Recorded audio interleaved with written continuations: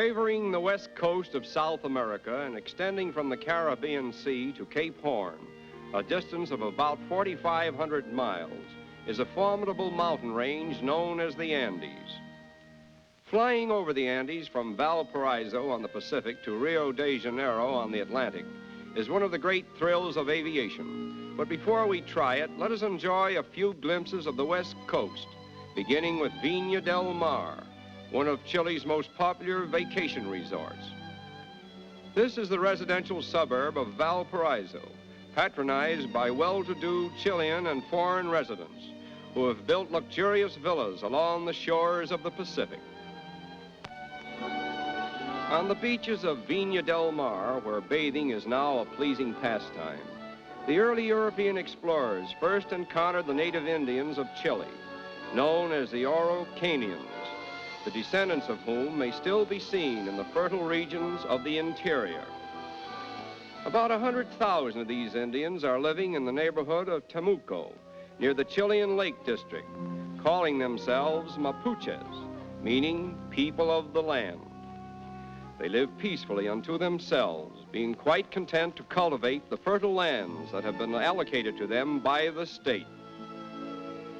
One of the most entrancing regions in all South America is the Chilean Lake District, which extends down the central valley of Chile from Temuco to the chain of southern lakes, which stretch eastward into the Argentine.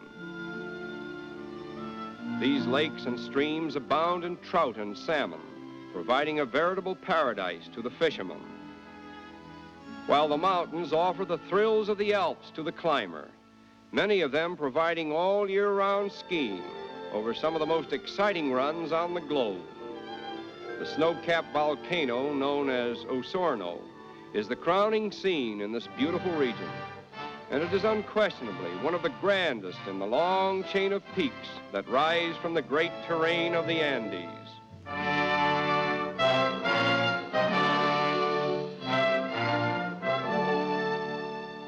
And now the time has come for our flight over the Andes. We go aboard a passenger plane at the airport in Santiago, and we are soon aloft.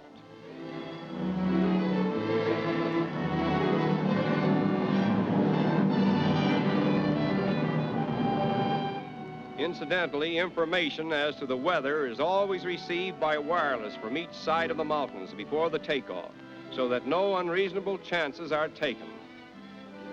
While flying over the fertile farms that dot the foothills of the Andes, we recall a few facts about the mountains just ahead of us. The first crossing of the Andes by air at this point was made in 1918 by a Chilean aviator, and this was an outstanding event in airplane history.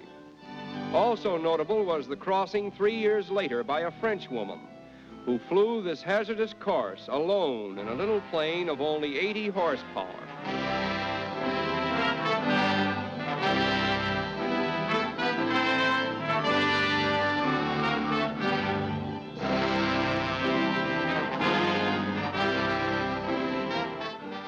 There is said to be a wealth of minerals to be found here, but owing to the tremendous cost that would be involved in the application of modern mining methods, plans for the development of same on a large scale have been temporarily withheld.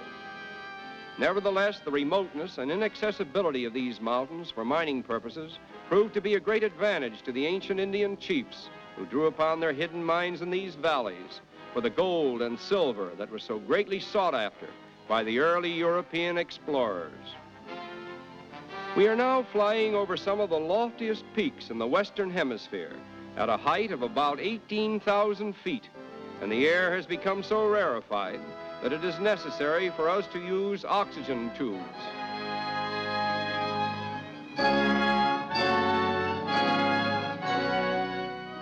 In a little less than an hour, the temperature has changed from 90 degrees above to 20 degrees below zero.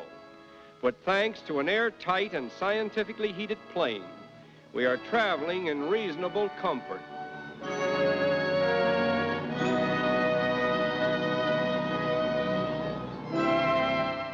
At this point, we have practically completed our transit of the Andes, and our plane is already dropping for its landing at Mendoza. There are many points of interest ahead of us, especially Buenos Aires, but our particular destination is Rio de Janeiro. And in due time, we arrive at the beautiful harbor of that world-famous city, where we are greeted by a giant monolith known as Sugar Loaf. As we pass within the shadow of this famous old landmark, we wonder if the white men who first saw it could have dreamed that it was destined to become the mighty sentinel of an enchanted metropolis with a population of almost 2 million inhabitants and a reputation of being one of the most magnificent cities in the world.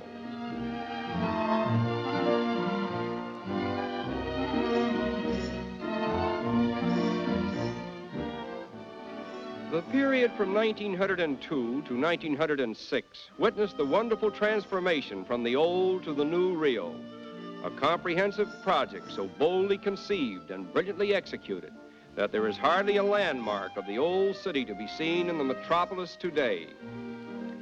The most unique feature of the clean and spacious streets is the decorative mosaic work that adorns the sidewalks. Almost every block has a pavement with patterns so individual in design that one could find his way about the city by becoming familiar with them. Rio de Janeiro is not a manufacturing city. Therefore, there is a preponderance of foreign goods on sale in all the smart shops. Nevertheless, foreign influence has not changed the strong allegiance which the Brazilians have for their native land.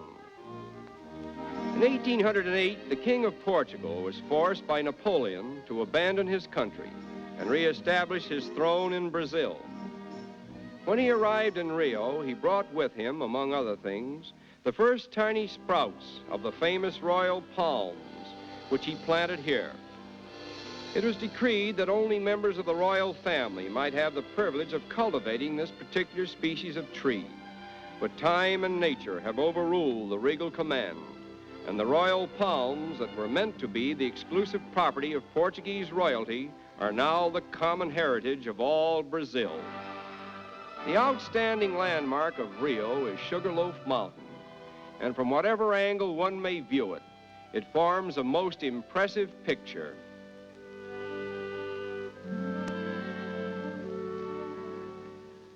Among the many fine boulevards in this city of splendor, the most beautiful is the Avenida Vina Del Mar, with its marble promenade encircling the waterfront for a distance of 5 miles. As in most countries of South America, the color of one's skin does not always determine one's social standing. As a matter of fact, the racial color line seems to be so thinly drawn here that it has become a haven of toleration for all races. Nevertheless, the Portuguese language still prevails. Here, as at Viña del Mar, surf bathing is the most popular form of recreation for everybody, except this little fellow who prefers sleeping as his favorite pastime. And it is here on the shores of the beautiful Vina del Mar that we pack up our cameras and sail away to other ports of call.